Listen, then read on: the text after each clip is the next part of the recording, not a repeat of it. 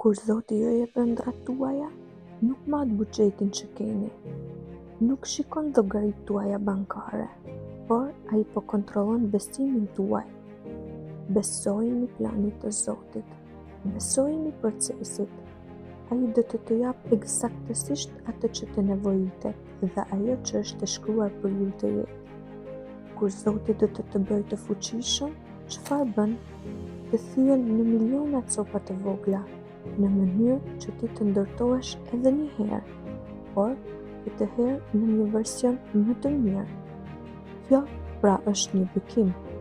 Kur mos e shiko si një ndëshkim. Është një bekim. Zoti të do ty. Pa dhimbje, asnjëherë nuk ka rritje.